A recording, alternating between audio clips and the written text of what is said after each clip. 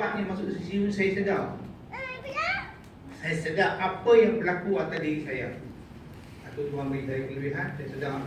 Masuk ICU selama 12 jam pula. Masuk ICU ni paling menderita, kalah pergi jatuh. Tak boleh buat apa, duduk atas katil tu saya dulu. Tak boleh buat apa, saya kata orang. Jangan masuklah ICU kalau kata kena. Tunggu.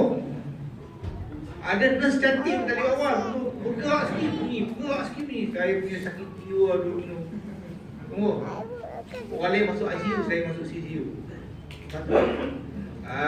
Saya dulu 12 jam, saya dah stable, pindah buat biasa.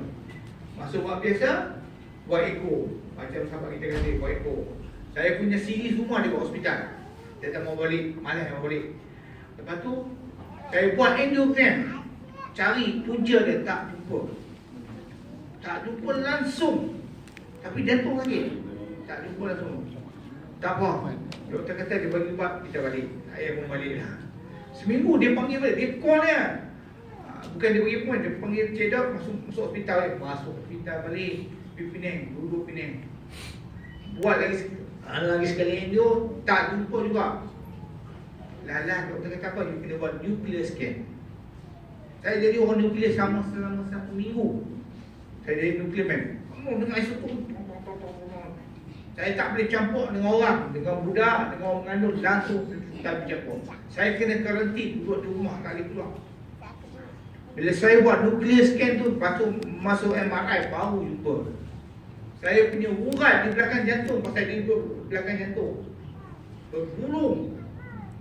Dia bergulung macam kita ikat. Tak boleh buat apa. Doktor kata, buat lagi sekali dia, buat lagi. Allah lagi. Saya ni sampai 3-4 kali belah ni. Belah lagi, saya kata aku dia apa macam ni kan. Tak selesai. Tak selesai. Lama-lama saya fikir balik. Dah tahu dah punca dia. Saya mula cari alternatif. Anak saya Ipan tu dia kata, dia dah cukup makan minyak zaitun daripada olive house ni kan. Saya pun dia makan. Saya makan tiap-tiap hari. Saya makan dia. Saya ingat daripada 2012 sampai hari ni. Tiap-tiap bulan saya tak miss.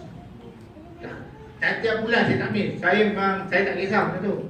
Saya berniaga manis yang saya tak suka. Pahit macam mana pun saya boleh makan. Akak seruntum saya suruh saya mempak. Saya mempak, saya tak kisah. Saya boleh mempak. Saya suruh benda manis, saya sorry ya. Saya tak mau, saya tak berkenan. Saya makan benda tu. Selepas dia punya hampir dekat, saya ingat 3 tahun dah kan. Tapi Alhamdulillah saya tak jadi yang kata kau kira saya dah kena buat stent. Nak buat belakang jantung tu, nak buat, dia minta 13,600. Dia minta 13,000 oleh hospital Penang. Mana nak probek, nak mana-mana hantar surat dekat Kementerian Pertanian. Saya pegawai Kementerian Pertanian. Hantar, dia berbayar. Tapi Alhamdulillah tak buat. Dalam proses saya kena tu, saya makan minyak zaitun. Lepas tu buat lagi echo. Saya banyak kali echo dengan endogram tu macam mangli lah. Mangli. Macam tuan dia sendiri 2 kali saya mangli lebih dari tu. Tak ada heran lah. Sampai tingkat ni tu kayak ni. Lepas tu tak apa. Last kali kata saya dah bagi dia LO 13,600. Hari yang nak buat dengan izin Tuhan tak jadi. Dah belah lah, dah hancur jadi. Belah lah. Tak tengah tengok kamera. Gambar dah siap dah dalam CD tu, dia tunjuk lah. Urat belakang tu. Dia jantung okey. Saya pun terkejut. Biar betul lu tadi gila. Aku gila ke dia gila? Dia kata dah betul lah. Yang urat, yang bengkok tadi tu, dengan izin Tuhan dia tak boleh. Dua belakang jantung. Saya pun terkejut. Saya kata betul gila, aku gila. Kata kabel tangan tu darah ni. Dia masuk jarum, dia masuk ke kamera tu, kamera dengan gunting. Dia masuk kamera dengan dia sekali boleh masuk. Masuk. Tak sakit, yang sakit tak sakit. Tak sakit. Tak sakit. Tengok dalam mata tak sakit. Saya buat di Pulau Pinang. Tapi dengan itu Tuhan, Alhamdulillah tak apa. Lepas tu, doktor pakar main 2 orang. Dia kata, saya tak ada sakit. Saya kata, saya tak sakit. Gampang ni, tak sakit. Dia kata. Dia pun terkejut. Dia punya urat belakang jantung bergulung dia lah. Saya tahu, saya tengok kamera dia lah. Dia tangan dia kamera, dia tengok macam tuan dia siap. Betul, Alhamdulillah. Dengan izin Tuhan, saya memang termasuk saya dah amal lah. Masa dalam proses saya masuk hospital tu, balik rumah nak makan minyak zaitun. Tapi kesan dia kita kena beringat lah, kita kena istiqamah. Benda ni istiqamah. Kalau makan hari ni, esok nak ambil, tak masalah. Saya ni 3 tahun lebih, tapi Alhamdulillah sejak hari ni. Dan saya memang ada BP. Kalau saya nak tulis ni, saya ingat tulis. Tapi masa ni tak cukup. Saya beli BP dulu 170 ke 200. Saya beli stable. Tak apa, hari ni saya punya BP 128 ke 140. Dia stagnant pula macam tu. Selama 3 tahun saya amal macam. Saya terima selama 3 tahun. Kalau haji tu 8 bulan tak lama. Saya lama lagi. Dan tiap bulan, tiap bulan memang botol kecil tu memang habis macam tu kan. Saya makan dia waktu lepas subuh, saya bangkit tu subuh. Saya minum dia dengan cuaca plastik. Sebab saya takut dia ada chemical reaction dengan dengan sudu biasa ni kan. Saya takut ada chemical. Lepas tu saya pergi main subuh. Balik saya jogging. Tapi jogging exercise tak tinggal. Saya jogging sampai 2 ke 4 km satu hari. Itu memang rutin saya.